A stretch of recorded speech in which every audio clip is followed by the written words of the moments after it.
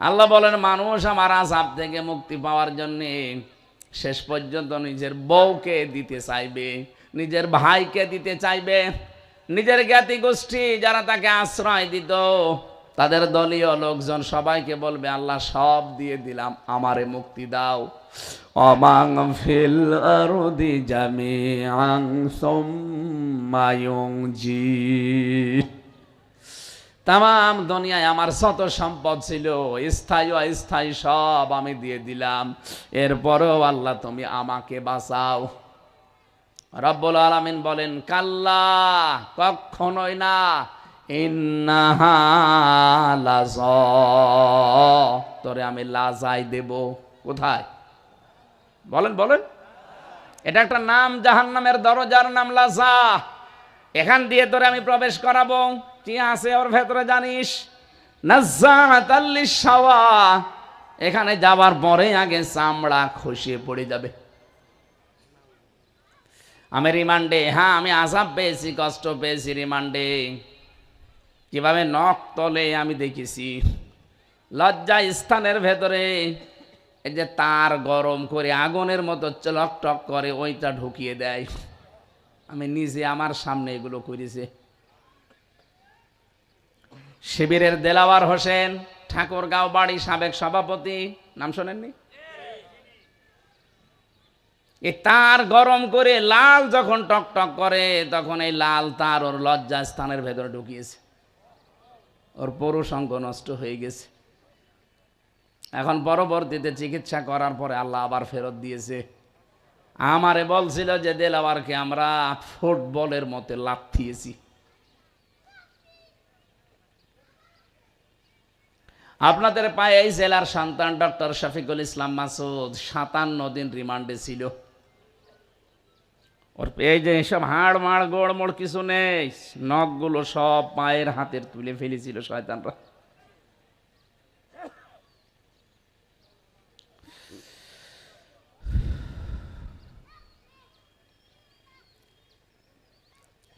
রব্বুল আলামিন বলেন নাজ্জাআতাল লিশ-শাওয়া, লাজাটা এমন ঘর ওখানে গেলেই আগে চামড়া সব উঠে চলে যাবে। আপনি টের পাচ্ছেন ঘরটা কেমন হতে পারে? কি আছে ওর ভেতরে যে ঢুকলেই আগে চামড়া খুলে চলে যাবে। চামড়া খুলে যাওয়ার পরে লবণ দিলে কেমন লাগে ওইরকম লাগবে। এতটুকু আল্লাহ বলেন নাই, বলেন কি করব জানো? তাদউ মান আদবারা ওয়া তাওয়াল্লা ওয়া জামাআ ফাওয়া। এই লাজা নামক জাহান্নাম তাদেরকে ডাকতে থাকবে। এই দুনিয়াতে যাদেরকে সত্যের দিকে আহ্বান করা হতো, ও লোকটা জানতো যে সত্য পথ, বুঝতো যে এটাই সত্য, জানা শোনার পরে বোঝার পরও অ্যাবাউট টান করে পেছন দিক থেকে কেটে পড়তো। এরকম মানুষ বাংলাদেশে বেশি। এই কথা বলেন না কেন? আপনি নিজেও জানেন যে হামজা ওর বাবার কথা বলছে না, সব সম্পর্ক কাট হয়ে যাবে। এটা কার কথা? আরো জোরে। এখন কোন কারণে আপনি মনে করেন যে ও মনে হয় আমার বাবার বিরুদ্ধে বলছে, আমি আর শুনবো না, চলে যাব? আমি আপনার বাবারে চিনি? বলুন। আল্লাহ বলছে তোর বাবার কোনো সম্পর্ক থাকবে না। এটা সালুন, এমনকি সামনে আসলে তুই জিজ্ঞাসাও করবে না বাবা তুমি, না ও বলবেও না, আগে পালাবে। ইয়াউমা ইয়াফিরুল মারউ মিন আখিহি ওয়া উম্মিহি ওয়া আবিহি ওয়া সাহিবাতিহি ওয়া বানি। আল্লাহ বলেন সর্বপ্রথম পালাবে মানুষের কাছ থেকে তার ভাই। ইয়াফিরুন শব্দের বাংলা অর্থ হচ্ছে খেচ্ছে দৌড় মারা। খেচ্ছে দৌড় বোঝেন কি? ওই যে বাঘ দাঁড়া দিলে যেমন দৌড়ায় মানুষ, ওইভাবে দৌড়াবে। এরপরে মায়ের নাম এসেছে, বাবার নাম এসেছে, স্ত্রীর নাম এসেছে। ও বাংলার মুসলমানেরা ভালো করে শোনেন আর বিশ্বাস করেন। এই আয়াতের তাফসীর পড়তে গিয়ে আমি দেখেছি সন্তান মায়ের পা ধরে 500 বছর পরে থাকবে। কত? 500 বছর পরে মুখের ওপরে লাথি দিয়ে বলবে, কে তুই? দুনিয়া আমার বিয়েই হয়নি, কিসের সন্তানের দাবি করিস? পটুয়াখালীবাসী সত্যি খুব চিন্তায় আছি, নিজের মা যদি 500 বছর পা ধরে থাকার পরেও গর্ভধারিণী মা যদি মুখে লাথি দিয়ে বলে আমার বিয়েই হয়নি, সন্তান পাবো কোথায়? তাহলে কার উপরে ভরসা করে আপনি নিজে জাহান্নামের দিকে যাচ্ছেন বলেন? নবীজি নিজে এই আয়াতটা যখন নাযিল হয়, কুল মা কুনতু বিদআম মিনার রুসুলি ওয়া মা আদরি মা ইউফআলু বি ওয়ালা বিকুম।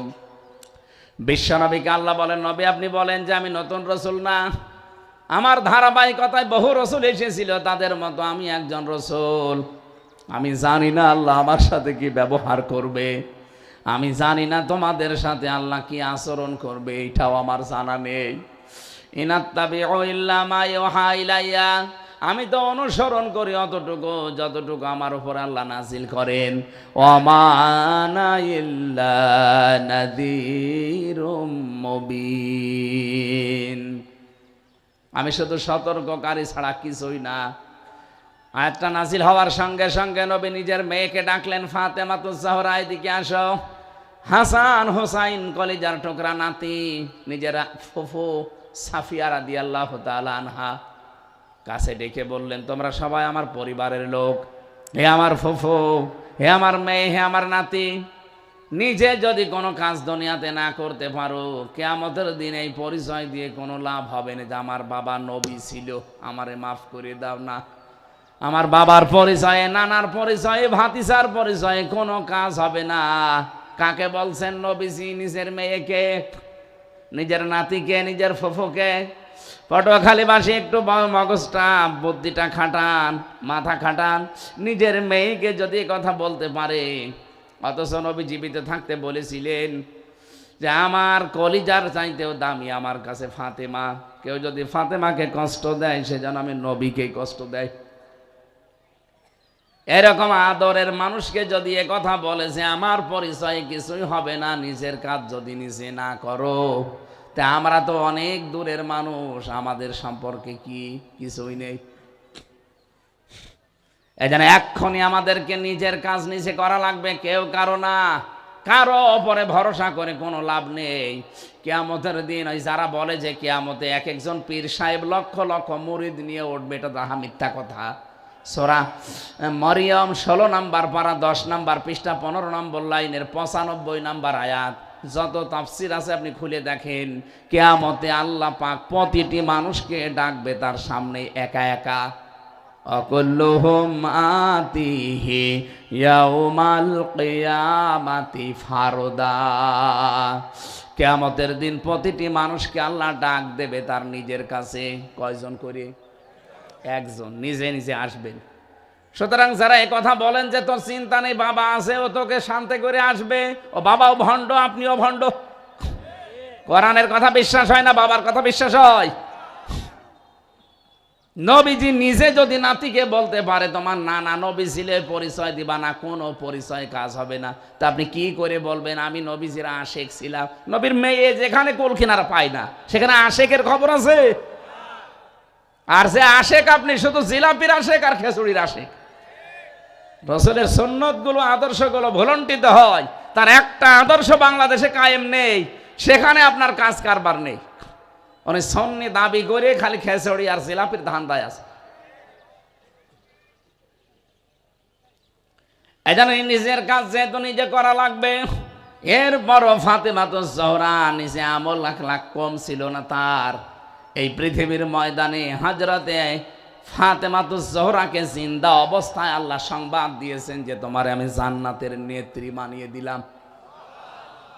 এরকম একজন মহিলা মারা যাবার পর হযরতে আবু যর গেফারি বলেন, আমি কবর খুঁড়তে গেলাম, কবরটা খোঁড়া কমপ্লিট করে উপরে দাঁড়িয়ে একটা ঘোষণা দিলাম, কবর তোমার ভেতরে হযরতে আলীর স্ত্রীকে রাখবো, হাসান হোসাইনের মাকে রাখা হবে, জান্নাতের সরদারিনী নেত্রী ফাতেমাতুজ জাহরাকে রাখা হবে, সাবধান বিয়াদবি করবা না।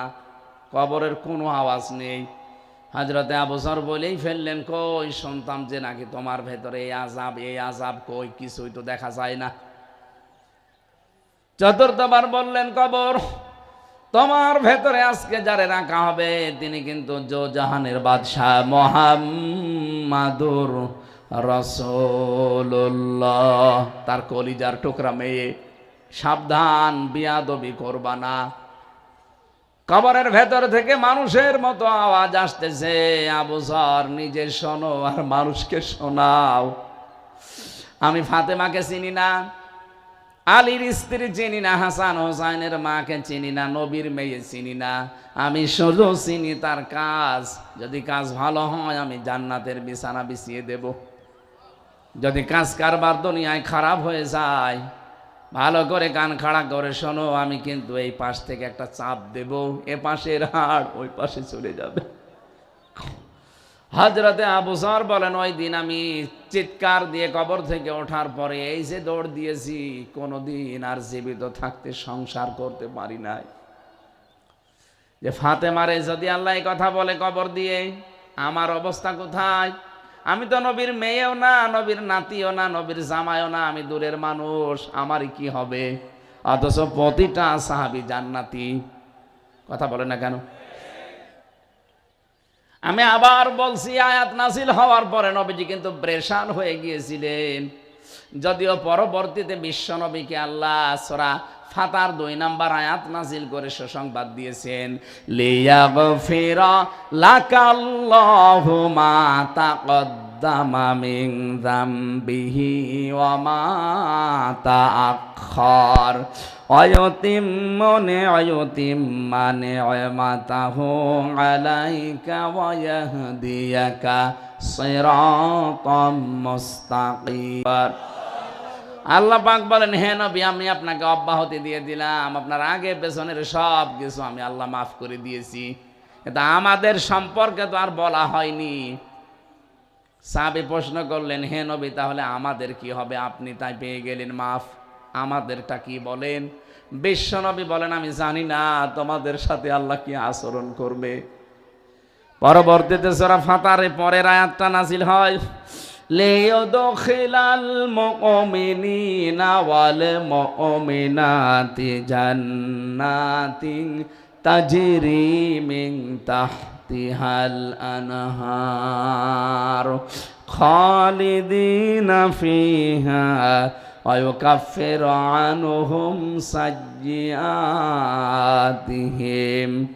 ওয়া কানা যালিকা ইনদাল্লাহি ফাওজান আযীমা।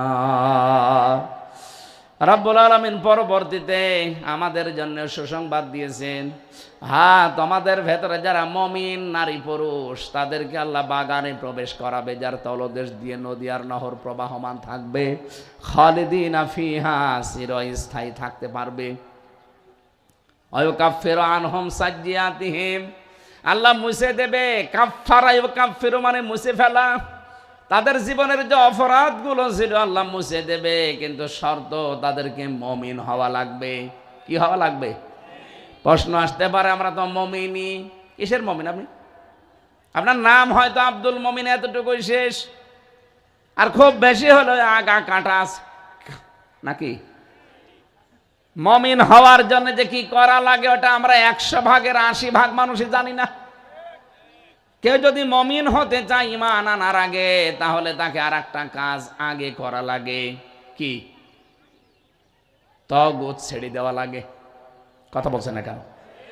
রব্বুল আলামিন জানিয়েছেন, ফামাই ইয়াকফুর বিত-তাগুতি ওয়া ইউমিন বিল্লাহ। কোন মানুষ যদি ঈমানের দাবি করে, তার প্রথম কাজ হবে সে যেন তাগুত ছেড়ে দেয়। আপনি তাগুত ছেড়ে না দিয়ে ঈমানের দাবি করবেন, ওই ঈমান টিকবে না। বাংলাদেশের জাতীয় মসজিদের সাবেক ইমাম, আমি একেবারে নিরপেক্ষ দৃষ্টিতে বলছি, এই লোকটার ঈমান ছিল না এই কারণে, কারণ ওর তাগুতের সাথে সম্পর্ক ছিল। তাগুতের সাথে সম্পর্ক রেখে যারা ঈমানের দাবি করব, ঈমান টিকবে না। এই জন্যেই এমপিরা পালানোর সাথে সাথে ইমামও পালিয়েছে। কিন্তু যে মানুষগুলো তাগুত ছেড়ে দিয়ে ঈমান এনেছিল, ঈমানের দাবি করতো, আপনি তাদের দিকে তাকান। এই যে ডক্টর শফিকুল ইসলাম মাসুদের নাম বললাম কেন? আমি তো নিজে দেখেছি কাছে থেকে। 57 দিন রিমান্ড কম ব্যাপার না। আমি 10 দিনেই অজ্ঞান হয়ে গেছি, আর সে 57 দিন। আপনি কি আর কি মনে করেন? এত রিমান্ডে নেওয়ার পরেও, এত দিন জেল খাটানোর পরও জালেমরা এক চুল তাকে টলাতে পারেনি, কারণ সে ঈমান এনেছে তাগুত ছেড়ে দিয়ে। এই কথা বলেন না কেন? বাংলাদেশে কত মানুষকে দেখে ঈমান এনেছে কিন্তু তাগুতের সাথে সম্পর্ক রেখে। এই জন্য ঈমান আনার পরে ঝড় উঠলে ঈমান লিভে যায়। ঝড় উঠেছে পটুয়াখালী, এখান থেকে ইঁদুর মাটি লিভে গেছে। ওয়ালাকাদ কাররামনা বানি আদম, অবশ্যই আমি আল্লাহ নিজে বনি আদম সন্তানকে সম্মানিত করেছি। তাহলে আল্লাহ যাদের সম্মান দিলেন তাদের সম্মান নিয়ে যারা সিনিমিনি খেলে, সারা দুনিয়ায় এই মানুষের সম্মান নিয়ে সিনেমিনা খেলা হচ্ছে বিভিন্ন ধর্মের দোহাই দিয়ে, যে এরা এই ধর্মের লোক, এরা এই ধর্মের লোক। যদিও বাংলাদেশে ধর্মীয় মেরুকরণ বন্ধ হয়ে গেছে। আমাদের প্রতিবেশী নামে কলঙ্ক ছিল যারা, এরা সারাটা জীবন মিথ্যা ছড়িয়েছে যে বাংলাদেশে সংখ্যালঘু নির্যাতন হয় না। মাইক এখনো হয়নি। কোথায় মাইকওয়ালা কোথায়? এটা ঠিক আছে, আপনি আওয়াজ ঠিক করেন, রিভাব হালকা কমিয়ে দেন, ইকো দেওয়ার দরকার নেই, আওয়াজ বাড়িয়ে দেন, রিভাব কমিয়ে দেন। ভয়েস অফ আমেরিকা, এরপরে মাইক্রোসফট, এই সমস্ত বিষয়গুলো চালায় পৃথিবীর খ্রিস্টানরা। তারা 257টা রাষ্ট্রের রিপোর্ট দিয়েছে, সবচাইতে বেশি মিথ্যা কথা বলা হয় ভারতে। আমাদের নামে যে তথ্যগুলো আর এতদিন ছড়িয়েছে সব উদ্দেশ্য প্রণোদিতভাবে, এবং এই মিথ্যা ছড়িয়ে এই দেশের অনেক মানুষের মগজও তারা ধোলাই করেছে। যিনি এতদিন দায়িত্বে ছিলেন 15.5 বছর, তার বাবাকে যেই দিন মেরে ফেলা হয় ওই দিন থেকে 81, তার মানে 6টা বছর উনি দিল্লিতে ছিলেন। 6 বছর একাধারে তার মগজ ধোলাই করে এই দেশে পাঠানো হয়েছিল। এই জন্য যে বিভাজনটা তৈরি করে দিয়ে গেল, এটা এখন মিটতে কতদিন লাগে আল্লাহ ভালো জানে। নিজের আপন ভাই শত্রু হয়ে গেছে। রাজনৈতিক আলাদা দল, আলাদা আদর্শ আপনার থাকতেই পারে, তো তাই বলে আপনি একজন মানুষকে পিটিয়ে মেরে ফেলবেন? কোথায় পেয়েছেন এই আদর্শ, এই সংস্কৃতি? বলছে ও শিবির করে এই জন্য ওরে মেরে ফেলিস। আরে ভাই, শিবির করে তাই বলে মেরে ফেলা লাগবে? বিশ্বজিৎকে যে ছেলেরা মেরেছিল ওরা আমার সাথে জেলে ছিল 3 বছর। মাঝে মাঝে আমার কাছে আসতো, জিজ্ঞাসা করতেন আপনি মেরে ফেললেন? একটা হিন্দু মানুষ আপনাকে বলে না যে আমি হিন্দু? বলছে বলেছিল। যখন ওরে কোপ দিচ্ছিলাম, কোপাচ্ছিলাম, ওই সময় বলেছিল যে ভাই কিসের জামাত, কিসের শিবির, আমি তো মুসলমানই না। আপনার যদি বিশ্বাস না হয় আমার কাপড় চোপড় খুলে দেখেন। এরপরও আমরা মানি নাই, জায়গায় মেরে ফেলিছি। কি হইল এটা করি? এখন আমার মা বাবা আমার আর পরিচয় দেয় না, কারণ আমার ফাঁসির আসামি আমি। এখন আমার 30 বছর জেল খাটা লাগবে, যাবজ্জীবন দিয়েছি। আমার দলীয় যে লোকজন যাদের কথা শুনে এই কাজটা করলাম, তারাও এখন আর খোঁজ নেয় না।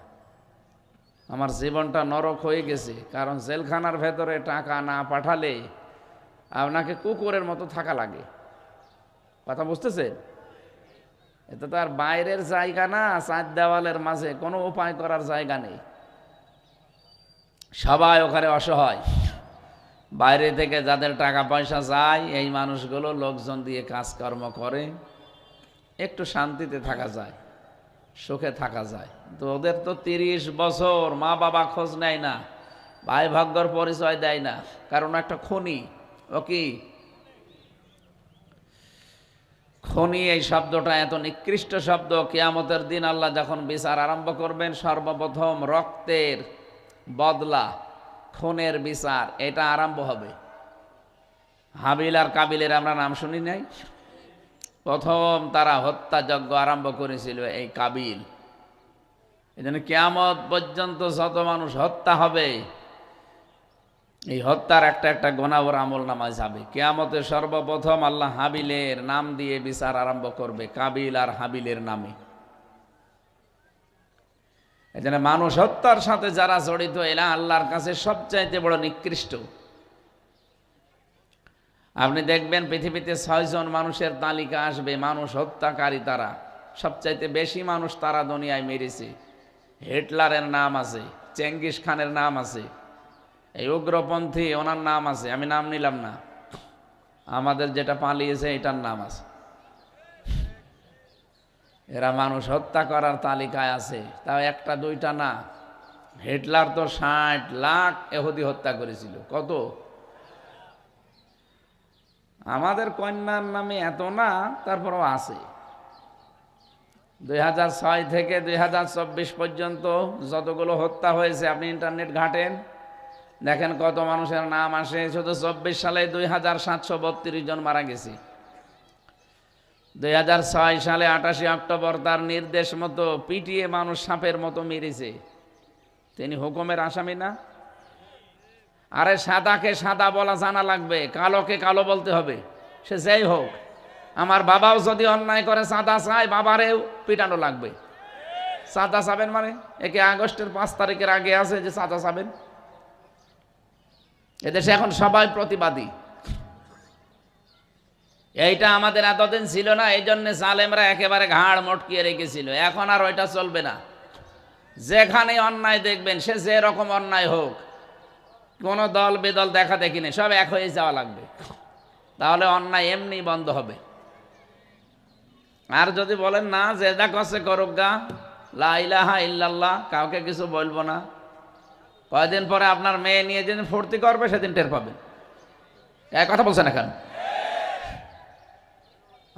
নিজের আগামী প্রজন্ম, নিজের ছেলে মেয়ে বোন, এগুলোকে যেন একটু নিরাপদে রাখা যায়, সেই চেষ্টা করা দরকার।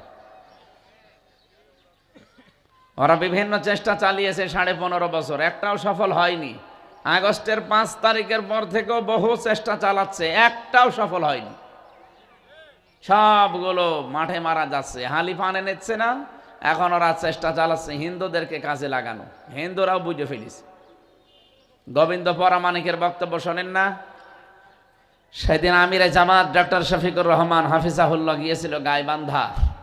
ওনার আগে একজন হিন্দু পুরোহিত, একজন ঠাকুর, সে বক্তব্য দিতে গিয়ে জানিয়েছে যে এই দেশে আগস্টের 5 তারিখের পর থেকে আমরা সবচাইতে নিরাপদে আছি। এ ঠাকুর সাহেবেও জানিয়েছে যদি ইসলাম এই দেশে কায়েম হয়, আমরা আরো বেশি নিরাপদে থাকব। মানুষকে নিরাপত্তা, শান্তি, স্বস্তি দিতে পারে একমাত্র, কেবলমাত্র, শুধুমাত্র ইসলাম। এই চালু করেন তাড়াতাড়ি, জিকির করেন আপনারা। সুবহানাল্লাহ।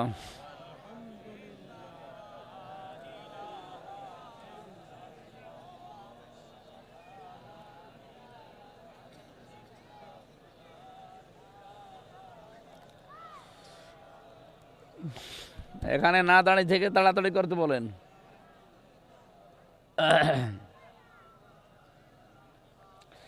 সুবহানাল্লাহ, আলহামদুলিল্লাহ,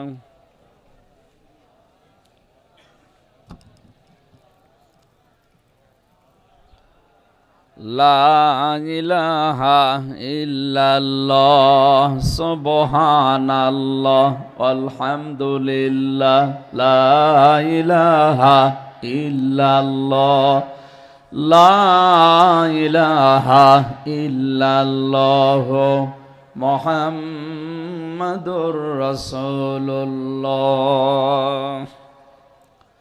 আমার ভাইরা, কি হলো আবার?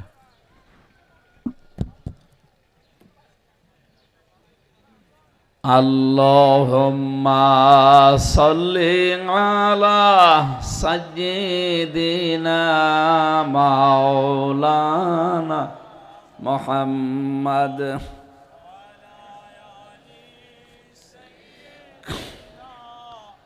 মাওলানা মুহাম্মদ। পটুয়াখালীবাসী কি করেন? কি বারবার এভাবে ডিস্টার্ব করলে কথা বলা যায়? একবারে চালিয়ে রাখেন। ফকির হয়ে গেছেন নাকি? টাকা ওইটা খরচ হয় হোক, আর বিদ্যুতের জন্য দরকার নেই, ওইটাই সারাদিন চালাবেন।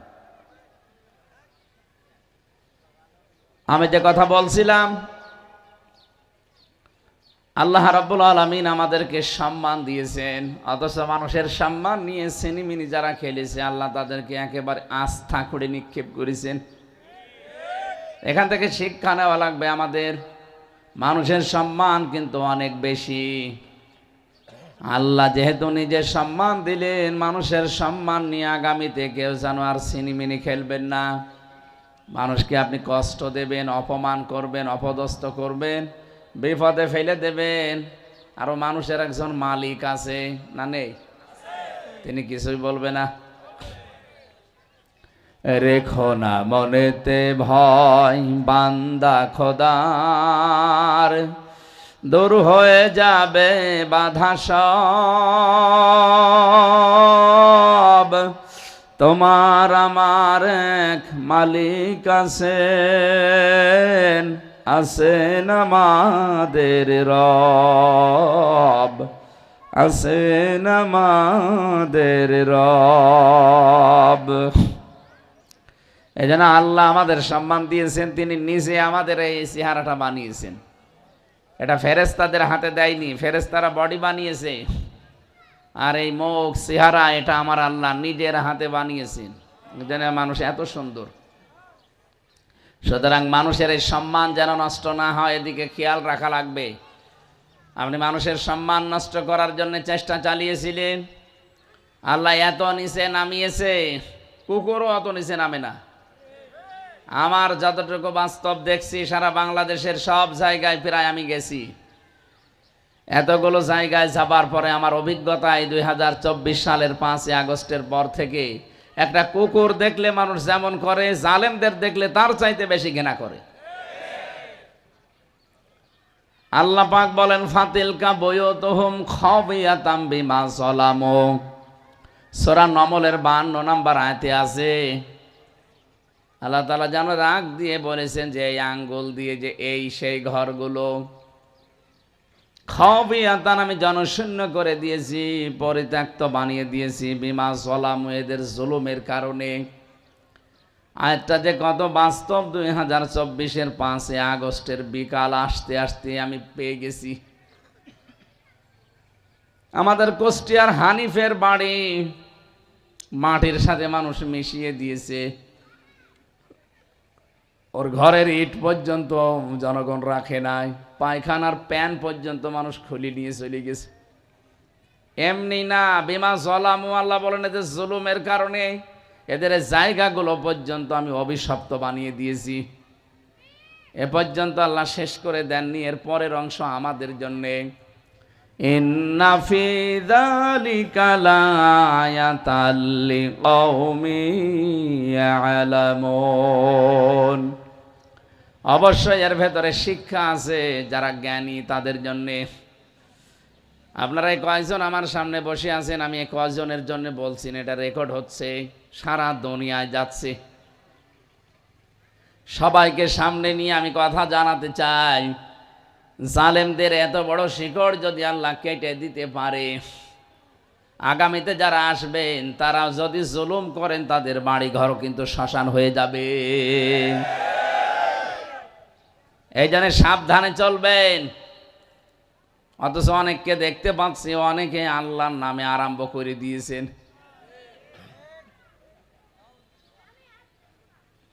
আপনি থামেন, আপনারাও মজলুম একটা দল। এই 15.5 বছরে জুলুমের শিকার যেমন আমরা হয়েছি, আপনারাও। শুধু ওই 14 দল বাদ দিয়ে বাংলাদেশে যারা আমরা আছি সবাই মাজলুম। কথা বলেন না কেন? এই মাজলুমদের কোনো দলই থাকা ঠিক না, সব এক দল হয়ে যাওয়া লাগবে। জালেমরা যেমন সব এখন এক দল ছিল ওই সময়, এখন মাজলুমদের এক দল হওয়া লাগবে। তাছাড়া এ সামনে কিন্তু রক্ষা করা কঠিন হয়ে যাবে, কারণ ওরা তো বসে নেই, চেষ্টা চালিয়েই যাচ্ছে, এখনো পর্যন্ত চলছে, আজকেও চেষ্টা চলিছে। আপনি টের পান কিছু? মিজান আজহারি কি একটা কথা জানিয়েছে, সেইটা নিয়ে আপনি তোলপাড় করেন। আলেমদের নামে আপনি ধর্ম ব্যবসায়ী লাগিয়ে দেন, মাদক ব্যবসায়ী যারা তাদের সাথে তুলনা দেন। আপনি মানুষ, আপনার পিঠেও তো যে সালা বাঁধা আছে এটা তো ওই সালাই। এই জন্য এই মাজলুম দলটার যেন বদনাম না হয় এমন কোনো কথা, এমন কোনো কাজ করবেন না। এটা পটুয়াখালী, পাশের জেলা বরগুনা। এখানকার একজন ছিল আমার সাথে 3 বছর। এই লোকটার 313টা মামলা, বিএনপির লিডার, বড় না ছোট না মাঝারি।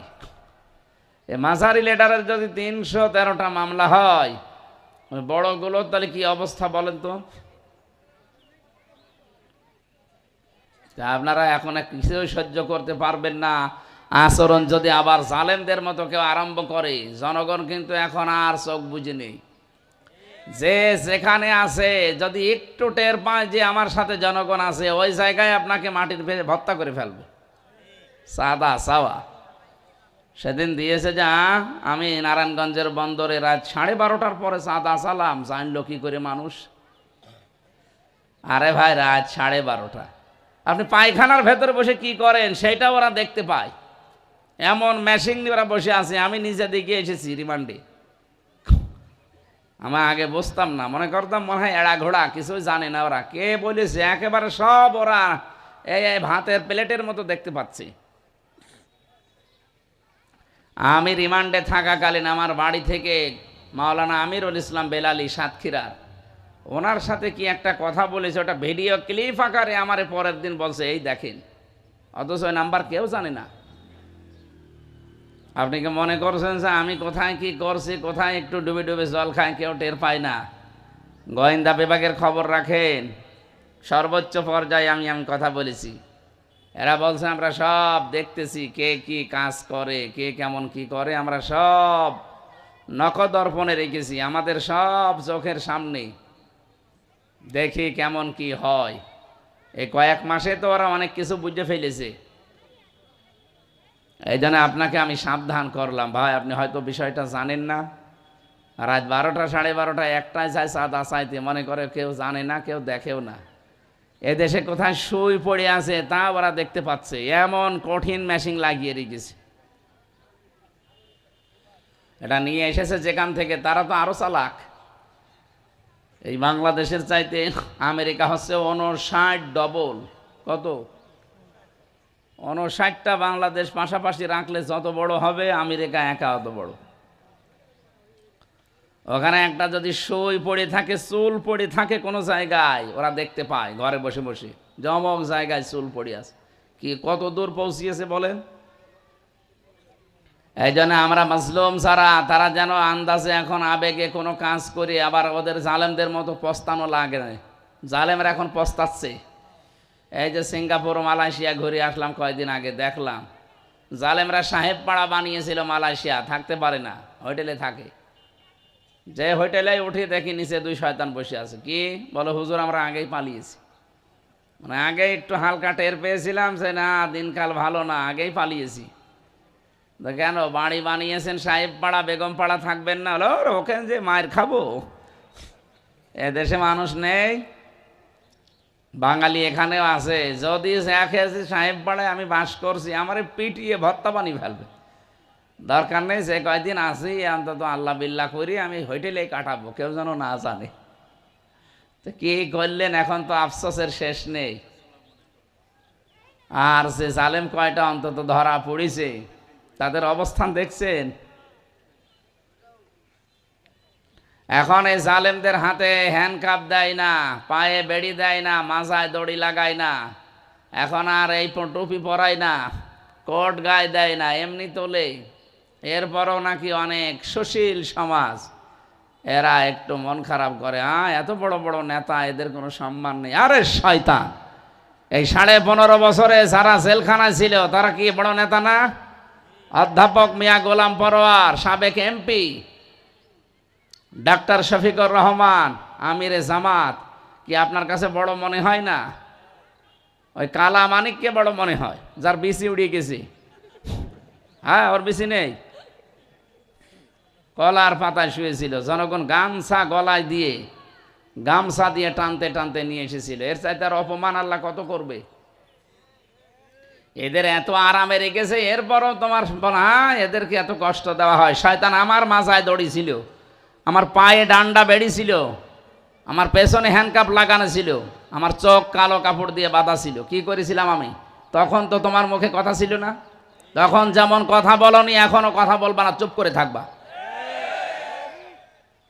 মাওলানা মামুনুল হককে পিটিয়ে হুইল চেয়ারে বসিয়ে আদালতে নিয়ে যেত, হাতে হ্যান্ডকাপ দিয়ে, তখন কথা বলে না শয়তান। আর এখন এই কোলাঙ্গার গুলো এখন জেলখানায় আছে, কোলাঙ্গার গুলো আদালতে যায়। এগুলো মানুষ? এগুলো মানুষ? এগুলো জানোয়ারের চাইতেও খারাপ। যেটাতে ভালো মনে করতাম দরবেশ, এত বড় বড় দাড়ি, ৩৬,০০০ কোটি টাকা চুরি করি শয়তান। ভালোটাই যদি এই হয়, আর যেগুলো এমনি শয়তান ওগুলো কি করিস? এক একজনের বাড়ি ৬২০টা বাড়ি বানিয়েছে একজন, এখন থাকতে পারেন না। এখন তো ওই মাটির ফ্লোরে থাকা লাগে জেলখানায়। কি হয়েছে আপনার? এই জন্য মানুষের সম্মান নিয়ে যারা সিনেমিনি খেলেছেন, আল্লাহ আপনাকে ছাড়বে না, কারণ আপনি আল্লাহর মামলার আসামি। এটাকে আমি বানালাম। সূরা শূরা ২৫ নম্বর পারা ৬ নম্বর পৃষ্ঠা ১৩ নম্বর লাইনের ৪২ নম্বর আয়াতে আছে, ইন্নামাস সাবিলু আলাল্লাযীনা ইয়াযলিমুনান নাস। আল্লাহ পাক বলেন, অবশ্যই আমি আল্লাহ নিজে মামলা দেব জালেমদের বিরুদ্ধে। আপনি টের পাচ্ছেন আল্লাহ কি বলেছেন? জালেমদের বিরুদ্ধে আল্লাহ নিজে মামলা দেবে। সুতরাং এই ১৬২৮ জন মানুষ দায়িত্বে ছিল, যতগুলো চেয়ারে দায়িত্বে ছিল, সবগুলো জালেম আর সবগুলো আল্লাহর মামলার আসামি, হয় ডাইরেক্ট না ইনডাইরেক্ট। অনেকে বলে আমি কি করব, কিছু করার ছিল না। আরে শয়তান, কিছু করার ছিল না মানে? তুই ভিক্ষা করে খাবি দরকার হয়, তাও জালেমের তোষামতি করলি কোন কারণে? আমাকে যারা হ্যান্ডকাপ দিয়ে একেবারে ওইভাবে কষ্ট দিয়েছে, জিজ্ঞাসা করতাম, বলছে হুজুর আমার কিছু করার নেই। তো কিছু করার নেই, তোর বিবেক নেই? মাঝে মাঝে নিচে এসে বলতো যে আমরা জানি আপনার কোনো দোষ নেই। আমার দোষ নেই, তারপর ওই আচরণ করিস কোন কারণে? আমি যদি তোর নিজের ছেলে হতাম, 11 ঘন্টা আমার টাঙিয়ে রেখেছিলেন আপনি মাথায় দড়ি দিয়ে। 4 ওয়াক্ত ফরজ নামাজ আমারে পড়তে দেননি। আমি ইশারায় নামাজ পড়েছি, জানি না এখন কোন সময়, কারণ মাটির নিচে আমি।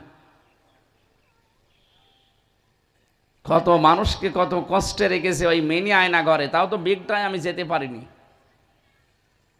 24 ঘন্টা একটা মানুষ পায়ের ভেতরে হাত দিয়ে তালা লাগানো। আপনি কি আর কি মনে করেন 5 মিনিট থাকতে পারবেন আপনি ওইভাবে? আর বছরের পর বছর, কেউ 8 বছর, কেউ 10 বছর, কেউ 14 বছরও পড়ে আছে। এত বড় বড় নখ হয়ে যায় অনেকের, চুল দাড়ি গোপ দেখলে মনে হচ্ছে ভয়ঙ্কর জঙ্গল থেকে আসতেছে। কেউ কেউ দয়ালের সাথে এই নখ দিয়ে খসিয়ে খসিয়ে লিখে রাখতো, ভাই যদি বাইরে যেতে পারেন তাহলে এই নাম্বারটা একটু জানাবেন যে আমি বেশি আছি। সকালে কটা পচা ছোলা দিয়ে যেত, দুপুরবেলা 1 মুঠ ভাত দিত, তাও মনে হচ্ছে কেউ মাখিয়ে দিয়েছে। আর এখনো পর্যন্ত অনেকে জালেমের পক্ষে স্ট্যাটাস দেয় যে হ্যাঁ কি করেছে বউ, তার পালানো লাগলো। শয়তান তোমার সাথে তো হয়নি, তোমার বাবারে যদি ওইভাবে 14 বছর আয়না ঘরে রেখে দিত তখন তুমি টের পেতে।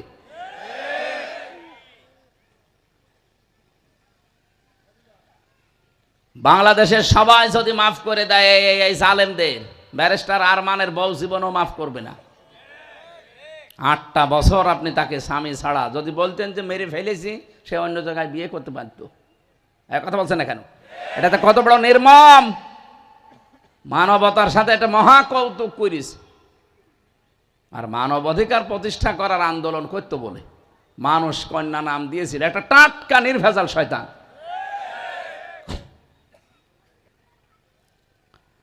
আলেমদেরকে যেভাবে কষ্টে রেখেছিল জেলখানার ভেতরে, ওই আয়না ঘরের ভেতরে, মানুষ অত নিচে নামে না। মাঝে মাঝে ভাবতাম আল্লাহ যারা দায়িত্বে থাকে এরা বাড়ি যেয়ে সংসার করে কি করে? এরা যে দৃশ্য করে গেল আমাদের সাথে, বাড়ি যেয়ে সংসার করে কি করে? সাফ কথা বলছি, এই দেশে যারা জালেম ছিল তারা আল্লাহর মামলার আসামি। তাদের পক্ষে নিলে আপনিও আসামি হবেন। শব্দটা কত ওজনওয়ালা টের পেয়েছেন? আল্লাহ নিজে মামলা দেবে ভাই। আপনি যদি সত্যিই মাপ পেতে চান, একটা রাস্তা খোলা আছে। 15.5 বছরে যার ক্ষতি করেছেন, আপনার কারণে অনেকে ঘরে থাকতে পারেনি, নাকি এই এলাকায় কিছু হয়নি? আপনার কারণে মিথ্যা মামলা দিয়ে মিথ্যা সাক্ষী দিয়ে ওর জীবনটা নষ্ট করে দিয়েছেন, ওর ব্যবসা বাণিজ্য সব আপনি খেয়ে ফেলেছেন। যার যা ক্ষতি করেছেন 15.5 বছরের রেকর্ড হচ্ছে বলে বলছি, যেখানে যেখানে যা ক্ষতি করেছেন ওই ক্ষতিপূরণ দেবেন, যে ওর কাছে মাপ চেয়ে নেবেন। আমার মামলার আয়ু শয়তানের বাচ্চা শয়তান সেদিন কল দিয়ে বলছো হুজুর মাফ করে দিন। আরে ভাই কিসের মাফ, আগে টাকা ফেরত দেন। 30 লাখের উপরে টাকা খেয়েছেন আপনারা, ওই টাকাগুলো ফেরত দেন। আমি আকিস গ্রুপের খতিব ছিলাম, ওখান থেকেই নিয়েছে প্রায় 32 লাখ। ওই টাকাগুলো ফেরত দেওয়া লাগবে আপনাকে। খালি আস্তাগফিরুল্লাহ পড়বেন আর মাফ হয়ে যাবে। আমার কি ঘাস কাটছে নাকি? বাংলার মুসলমানের অপরাধ যার কাছে স্বীকার করা লাগবে তার কাছে। এই দেশের মানুষের স্বভাব ভালো না, এরা অপরাধ করে একজনের কাছে, মাপ চায় আর একজনের কাছে। টাকা পয়সা মারে এই দেশে, জমি জায়গা মেরে খায় এই দেশে, আর কাবা শরীফের গিলাপ ধরে যে কাঁদে আস্তাগফিরুল্লাহ। ওরা দাঁত মুখ খুলে ফেলা দরকার শয়তান। তুই কোন কারণে 6500 কিলোমিটার দূর থেকে এসে এখানে মাপ চাস? তুই কি আল্লাহর কাছে অপরাধ করেছিস? তুই অপরাধ করেছিস হামজার কাছে, আগে হামজার কাছে মাপ চাবি। কথা বলছে না কেন? সে যদি মন থেকে বলে যে মাফ করে দেব, কিন্তু আমার এই ক্ষতিপূরণ দেওয়া লাগবে, আপনাকে তাই দেওয়া লাগবে, নাই তো কিয়ামতে আল্লাহ কাট ছাট করে নেবে। আশা করছে আমার কথার অর্থ বুঝেছেন, নাকি না বোঝার ভান করে আছেন? কত মানুষকে দেখছি এরকম ভাবে আন্দাজে ধোকা দেয় মানুষ। আরো অসুবিধা নেই, আপনি আস্তাগফিরুল্লাহ পড়েন মাফ হয়ে যাবে। ইয়ার কি মারা জায়গা পান না আপনি? আপনি আল্লাহর কাছে অপরাধ করলে আস্তাগফিরুল্লাহ পড়লে মাফ হয়ে যেত। আপনি আস্তাগফিরুল্লাহ পড়বেন আল্লাহর কাছে, আল্লাহরটা মাফ হবে। আরে হামজারটা মাফ করবে কি? কারণ আল্লাহ তো এই হক্কল এবাদ নেয়নি, উনি হক্কল্লা নিয়েছেন। হক্কল এবাদ যারা নষ্ট করেছেন, যার কারণে নষ্ট হয়েছে। আপনি চেয়ারে থাকার কারণে অনেক মানুষ চেয়ারের উপরে উঠতে পারে নাই। প্রমোশন হওয়ার কথা ছিল, আপনার কারণে হয়নি। এরকম বাংলাদেশে নেই?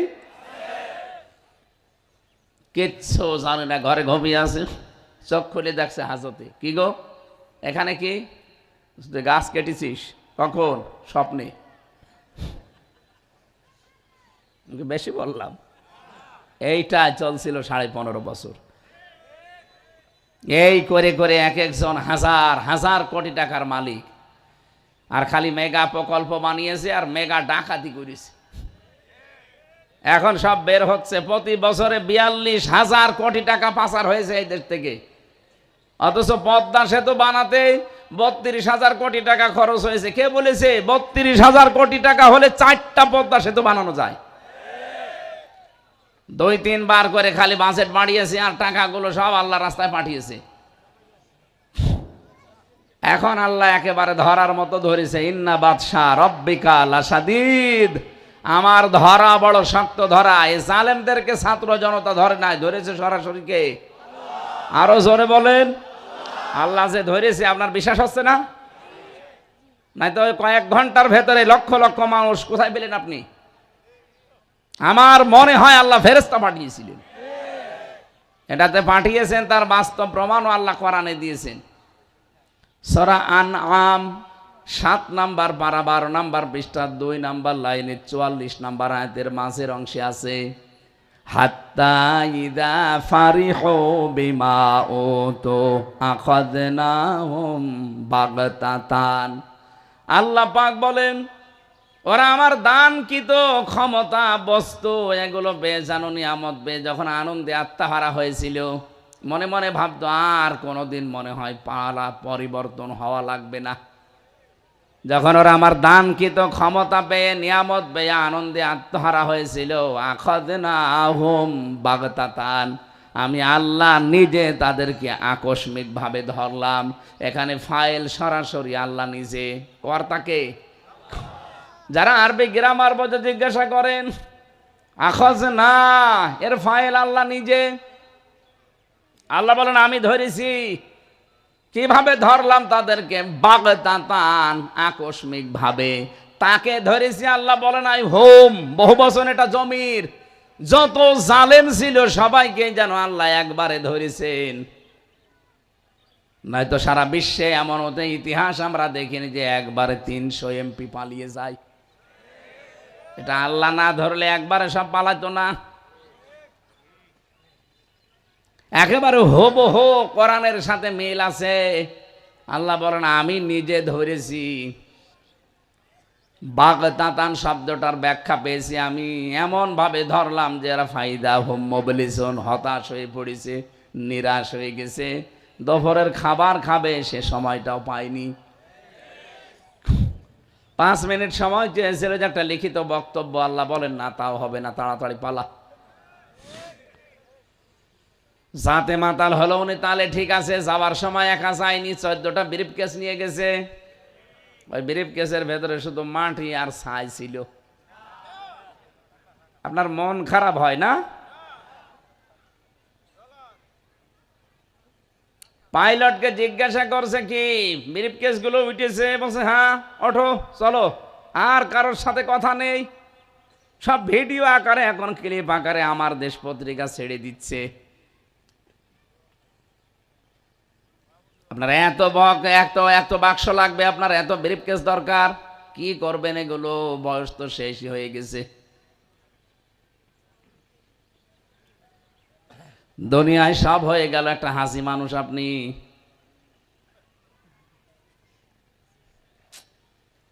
আফসোস লাগে জালেমদের এই করুণ অবস্থা দেখে। এখন আগামীতে কেউ যদি জালেম হয় তার কিন্তু আসলেও খবর আছে, আপনি টের পাচ্ছেন না। তাই জালেমদের এত বড় শিকড় আল্লাহ যদি কেটে দিতে পারে, কত শিকড় নিচে ছিল জানেন? ইউনিয়নের দারওয়ান থেকে শুরু করে একেবারে সংসদ পর্যন্ত জালেমদের সব থরে থরে সাজানো ছিল। সবগুলোকে আল্লাহ আয়াতের পরবর্তী 45 নাম্বার আয়াত সূরা আনাম, ফাকুতি আদাবিরুল কওমিল্লাযিনা যালামু, আল্লাহ বলেন জালেমদের শিকড় কাটা হয়ে গেছে। অতি আয়টা মজহুল, এর ফাইল জানা নেই, এর কর্তাকে আল্লাহ বলেন জানা নেই। জালেমদের শিকড় কেটে দিল কে? আয় আন্দাজে বলেন। অতি আর বললাম না ফাইল নেই, আল্লাহ কাটে নাই, কে কেটেছে কেউ জানে না। হানিফের বাড়ির ইট খুলে নিয়ে গেল, একেবারে 3 ঘন্টার ভেতরে পুরা 3 তালা বাড়ি মাটির সাথে মিশে গেছে। কে করেছে কেউ জানে না। এখন বাড়িগুলো সব জালেমদের বাড়ি, ঘরগুলো তাকান সব গণ টয়লেট হয়ে গেছে। আমি তো যেখানে যেখানে যাই আগে দেখি নিদর্শন কেমন লাগে, যে দেখি কেউ এদিকে কেউ এদিকে কেউ এদিকে, 4-5 জন একসাথে টয়লেট করছে, মনে হচ্ছে জামাতবদ্ধ টয়লেট চলছে। জালেমদের জায়গাগুলো আল্লাহ অভিশপ্ত করে দিয়েছেন। ওই জন্য আমাদের শিক্ষা হচ্ছে আগামীতে কেউ যদি যান ক্ষমতার চেয়ারে, আপনি যেন জালেম হয়ে যাবেন না, তাহলে আগামীতে 5 বছর পরে আপনার বাড়িও শ্মশান হয়ে যাবে।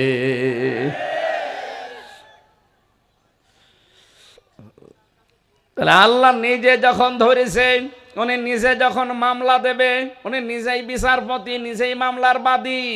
কত বড় দুঃখজনক কথা জালেমদের জন্য বলেন। আমি বারবার কেন উচ্চারণ করছি, আজ হাজারো জালেমের সব কুল শেষ হয়ে গেছে।